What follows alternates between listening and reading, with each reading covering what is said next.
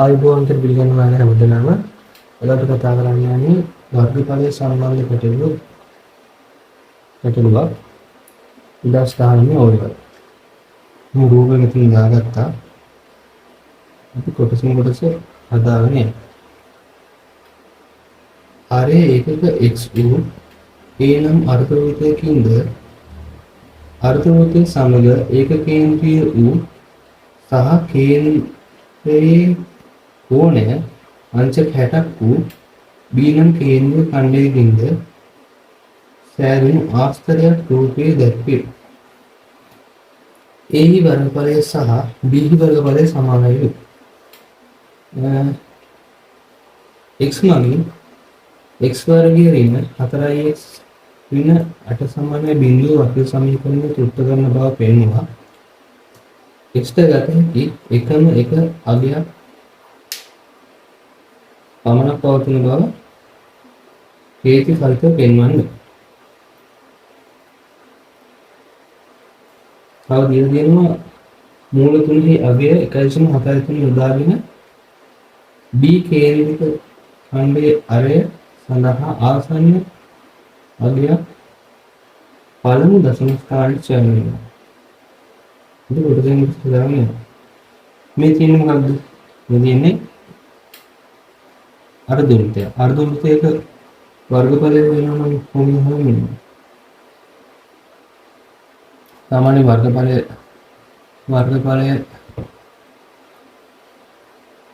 හොයන්නේ කොහොමද වෘත්තයක?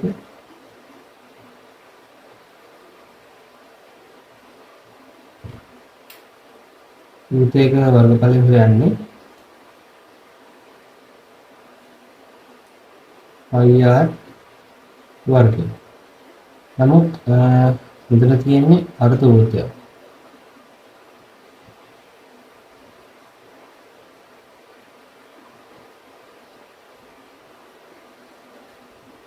අර්ධ වෘත්තයේ වර්ගඵලය වුණාම මේක දෙකෙන් බෙදෙන්න ඕනේ. භාගයක් r වර්ගය.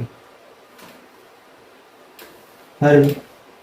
r කියලා මෙතන ගත්තේ අරය. අපිට ගාණ දීලා තියෙන්නේ x කියලා. භාගයක් x වර්ග.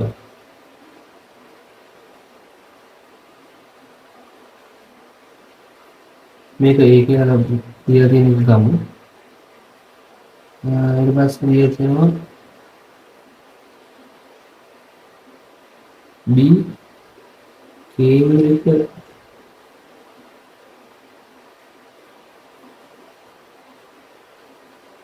ඛණ්ඩයේ වර්ගඵලය.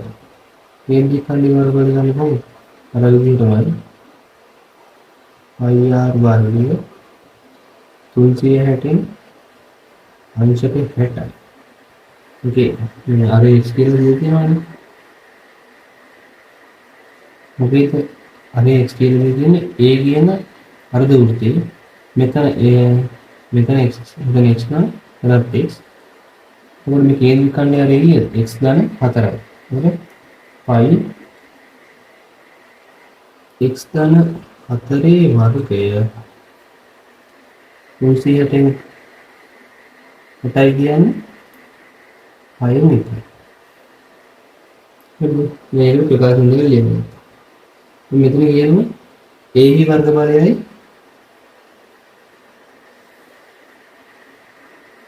a වර්ගඵලය සමානයි b වර්ගඵලය.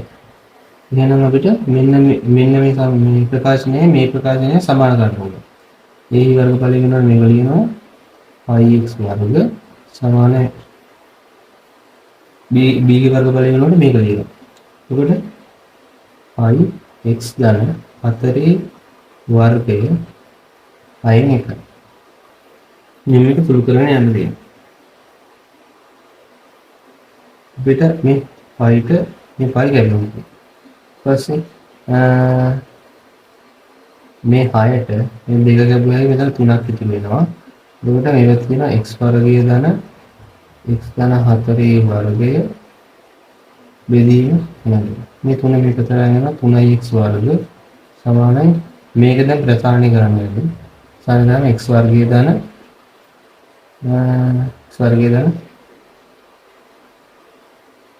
8x ධන 16 කියලා නේද?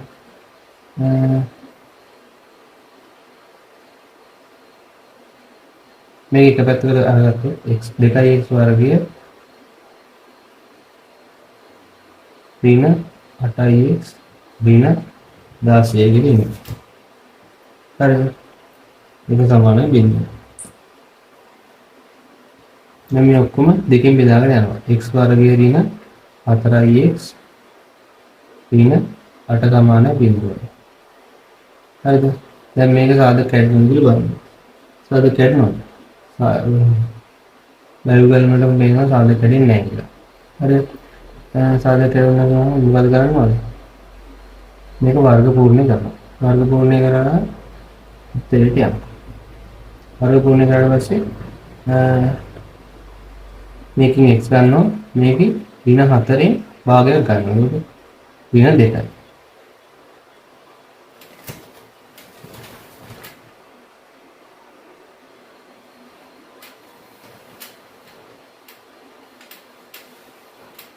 මේක තමයි වර්ග පූර්ණේ කරන්නේ. ඒකට මේකෙන් x ගන්නවා. මේකේ ඍණ 4න් භාගයක් ගන්නවා. ඒක වර්ග කරනවා. හරිද? දැන් වැඩිපුර කැලලක් තියෙනවා මොකක්ද? ඍණ 2ගේ වර්ගය. ඍණ 2ගේ වර්ගය කියන්නේ ධන 4යිනේ. ඒක අඩු කරනවා. මෙන්න මේ ඍණ 8 එහෙම ලියනවා. සමානයි බිඳුව. හරිද? ඊට පස්සේ මේක තවදුරටත් සුළු කරොත් තමයි x ඍණ 2ගේ වර්ගය ඍණ 12 සමානයි බිඳුවයි. x ඍණ 2ගේ වර්ගය සමානයි 12යි.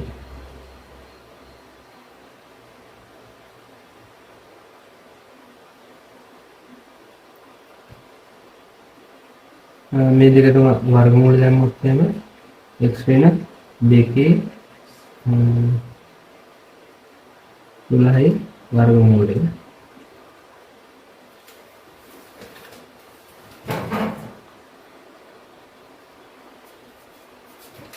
ගානේ ඉතුරු කොටස මෙතන හදන්න. ඒකට x ඍණ 2 වර්ගමූල 12 කියලා ගන්න. වර්ගමූල 12 අපිට ලියා ගන්න පුළුවන් 4 වරක් 3 කියලා. x ඍණ 2 අම්ලට තව දෙයක් අමතක වුණා. දැන් ධන හෝ ඍණ දාන්න ඕනේ. ඍණ දාන්න ඕනේ. ඒක ධන හෝ ඍණ මේ 4 ඊට ගත්ත හැකි 2යි මූල 3. ඒකට මේක තව දුරටත් සුළු කරොත් එහෙම ධන 2 ධන හෝ ඍණ 2යි මූල 3යි. දැන් අපිට මේකෙන් එක උත්තරයක් විතරයි යන්න ඕනේ. ඇයි මේ දෙකට වඩා 2යි මූල 3 වැඩි. එතකොට x සමානයි 2 ධන 2යි මූල 3 තමයි ගන්න පුළුවන්. ඒක උත්තරය. අර ගන්න බෑ. x සමානයි 2 වෙන 2යි මූල 3 ගන්න බෑ. හේතුව 2යි මූල 3 විශාලයි 2 හින්දා. ඊට පස්සේ අපිට උත්තරයක් කියලා දෙන්නේ වර්ගයේ කීයද කියන්නේ. ඒකට x සමානයි අපි ගත්තේ මේකෙන් 2 ධන 2යි මූල 3යි. ඒකට මූල 3 දෙකට ගන්න විදිහේ 1.7 දෙනවා. 1.7 3. ඊළඟට පස්සේ ඔයගොල්ලෝ තේනවා 2යි 2 ධන 6යි මෙතන 4යි එකක් ඉතුරුයි 3.4යි 6 කියන්නේ 5.4යි 6. හරිද? x කියලා ගත්තේ මොකද? x කියලා ගත්තේ එහි අරේ. ඒ කියන්නේ මේ x මේ අර්ධ වෘත්තයේ අරේ තමයි x කියලා ගත්තේ. දැන් අපි යමු කේන්ද්‍ර ඛණ්ඩයේ අරේ ගන්න.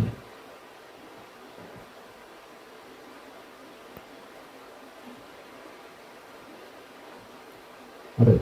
සමානයි x ගාන 4යිනේ. එතකොට 5.46ට එකතු වෙන්න ඕනේ 4.